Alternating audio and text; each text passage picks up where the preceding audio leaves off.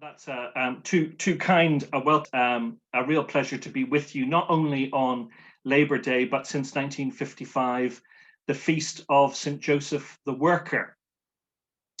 It's also the day when the first edition of the Catholic Worker was produced and circulated in 1933. So it's got all kinds of good, auspicious connections. I'm also delighted that I speak to you as the Vice President of the Faith Workers branch of the Community Trade Union. I've been a trade unionist for quite some time, and I'm the son of a shop steward of the Transport and General Workers Union, which of course now is part of Unite. So with all of those hats on, in fact, I'm wearing my Community Union t-shirt as a sign of solidarity. Having said that, and having been interested in trade unionism and the Methodist Church for quite some time, 5 years ago, I'd never heard of Joseph Arch. Then I came to work in the South Warwickshire circuit. And at the centre of our circuit is the village of Wellesbourne, where in 1872, Joseph Arch founded the National Agricultural Workers Union and was a local preacher in the then primitive Methodist circuit. But the more I discovered about Joseph Arch, the more inspired I became. But I was also curious as to why he seemed to be forgotten by wider Methodism. How could such a pivotal figure of the 19th century be without honour among his own? Someone who had inspired the likes of the author Thomas Hardy by his impressive oratory. And Thomas Hardy writes about how inspiring Joseph Arch was as a speaker. But first, a word about his early life. As has already been said, Joseph Arch was born in Barford in South Warwickshire in 1826 to a mother of strong Methodist principles who taught him the importance of speaking out against injustice. And her influence is quite key. Does it sound familiar? He left school at the age of 9 to become, first of all, a crow scarer and then a ploughboy. Eventually, he got into hedge cutting. And if you visit Wellesbourne village today, in the very centre of that village is a bus shelter, which is also a memorial to the fact that Joseph Arch became the champion of England in hedge cutting as a teenager. But the important thing alongside all of that was that he was self-taught and committed to education.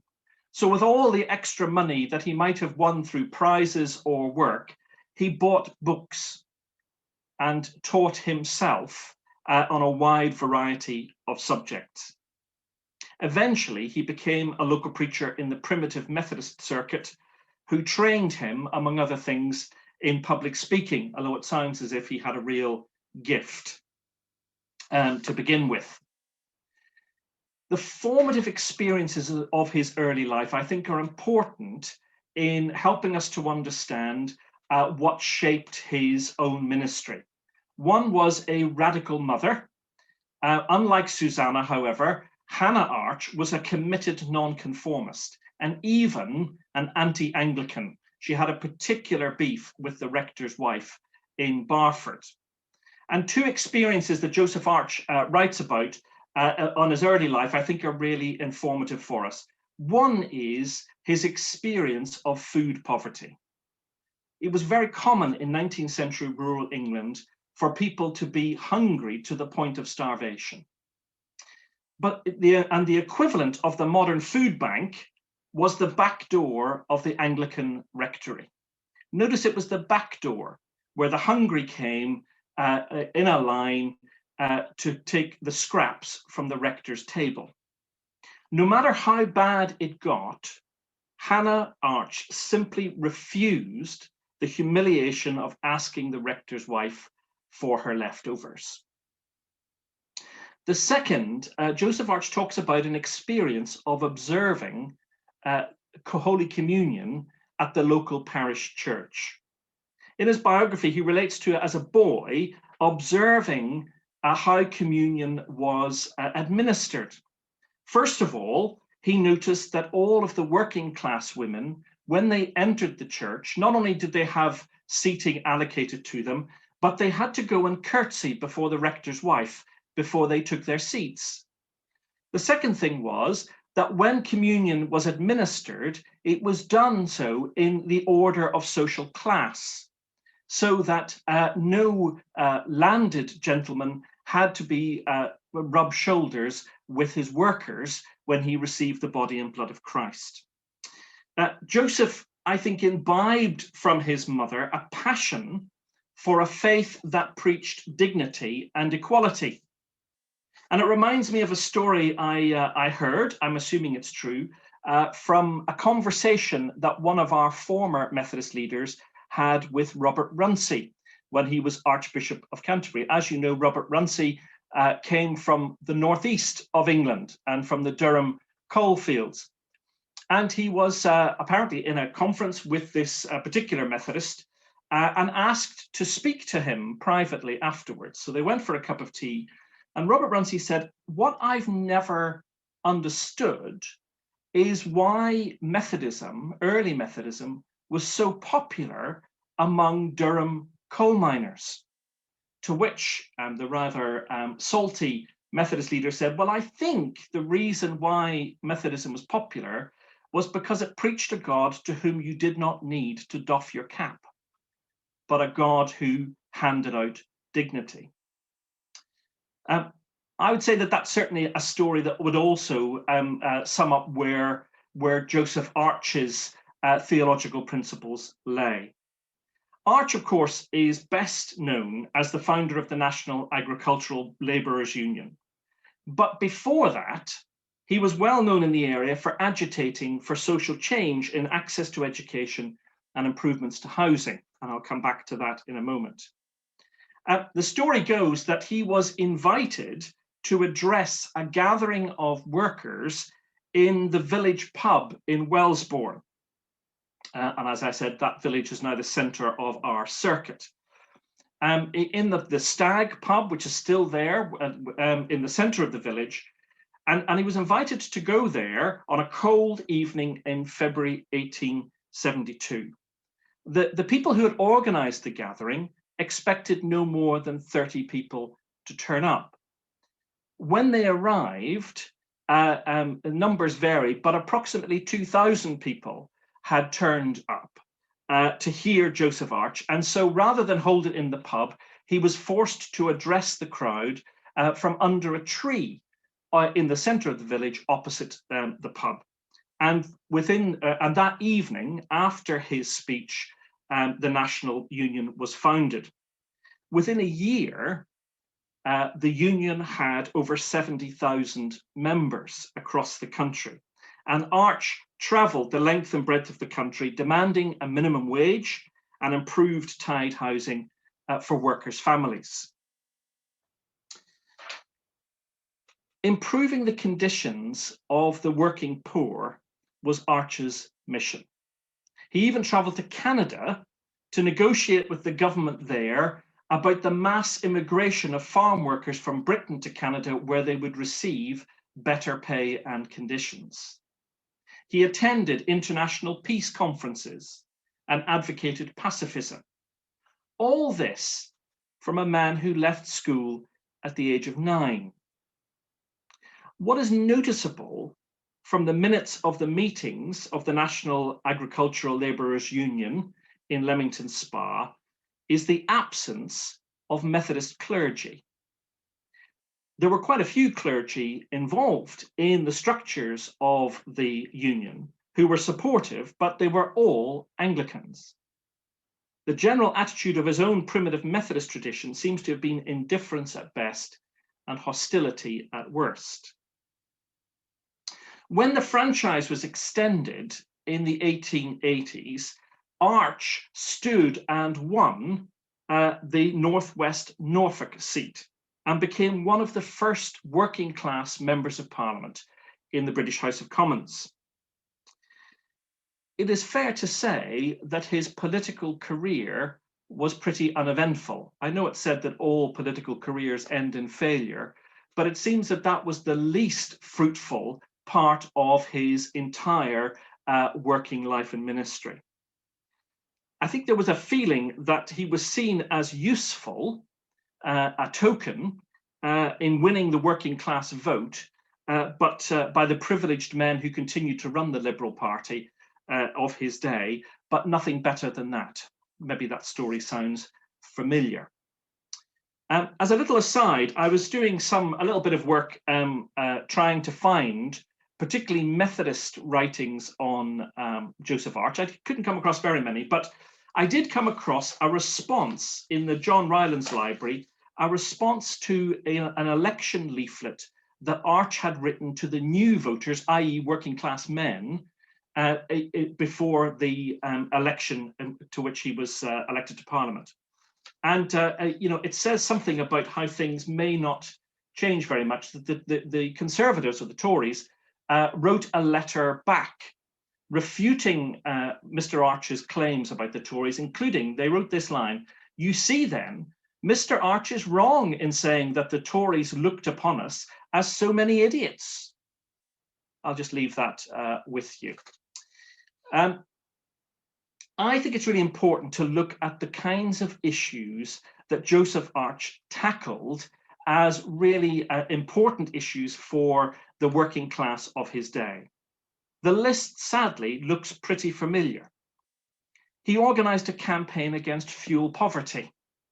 And there's a particular story of him engaging in a particular action in order to allow people who were freezing in the winter to go and gather wood in the local woods around where he lived. He tackled food poverty. Were real hunger among workers, people who were not on benefits, people who were not, these were people who were working day after day and still not being able to provide enough for them and their families. He campaigned on affordable housing and homelessness. And I know that today, that is a major issue in rural communities, both in South Warwickshire and across Britain. He was particularly interested in inadequate tide housing. He also campaigned about what we now call zero-hour contracts and the gig economy. Workers who had to gather each day not knowing whether they would receive paid work or not, either for the day or for the week. And he campaigned against poverty wages. His cause was not about benefits, because of course the welfare state did not exist, but about people who were working and yet not able to earn enough to live. He also campaigned for equal access to public services, especially in education. And he was an absolute advocate against cronyism and nepotism in farming, in education, and in Parliament. Well, thank God that that has now gone. I want to talk a little bit about his methods. He was chosen to speak in Wellesbourne, I think, for two reasons. One, he was an inspiring orator who could connect with the audience. But also, he had a track record in achieving social change. First of all, his oratory. Well, his skills in public speaking were learnt and honed through preaching. So many leaders we know of the Labour movement developed their leadership in Methodist pulpits. I suppose my question that you might want to discuss in terms of modern Methodism, do we think that the current local preacher training programme will do the same for us today? But I was particularly taken by his track record in achieving social change. And the fact that we've assumed, I think, and I among them, that non-violence and civil disobedience and social resistance began with Gandhi or Martin Luther King Jr. But there's a great story to show that Joseph Arch was employing these same skills in the 19th century. The 1880 Education Act was one of a series of acts of Parliament that brought about compulsory education in primary schools. The 1880 Act, which grew out of the Factories Act, made it compulsory to send children between the ages of 5 and 10 to school. And there's a whole debate about voluntary schools, state schools versus parish schools or schools run by other denominations. So, as a good and loyal subject, Joseph Arch sent his child to the local primary school, which will happen to be run by the Church of England. In those days, however, in order to gain access to the primary school, each child had to receive a written notice from the rector. And so when Joseph Arch's child went to school that day, he was turned away and sent back. The next day, Joseph Arch sent his child to school without the letter, and again, he was turned away. So he wrote to the head teacher of the primary school and said, I am about to notify the local magistrates that I am in breach of the law. And when I am called before the law, before the magistrates to give account for my actions, I will tell them that my child is barred from education by this unjust rule of receiving a letter from the rector. So he sent the letter, and in due course, a letter came back saying his child could go to school without the letter. So here is an act of civil disobedience, non-violent social change by a man who knew how to play the system, how to work so that to embarrass those with power, to yield that power to others. I think it's a wonderful story, but also it reminds us, if we need reminding, that that action for social change is built into our Methodist bones. It's classic non-violent social change, and these same sorts of principles were used by Mohandas K. Gandhi in South Africa and then in India, and adopted by Martin Luther King and by others in succession to them. Joseph Arch retired from Parliament in 1900 and returned to Barford to live in the cottage that his mother's father had bought. He died in 1919. And interestingly, his funeral was conducted by the Bishop of Coventry with a message sent from the Prime Minister of the time, David Lloyd George. He was also buried in an Anglican churchyard in Barford, in the very same churchyard against whose rector he had railed for most of his life.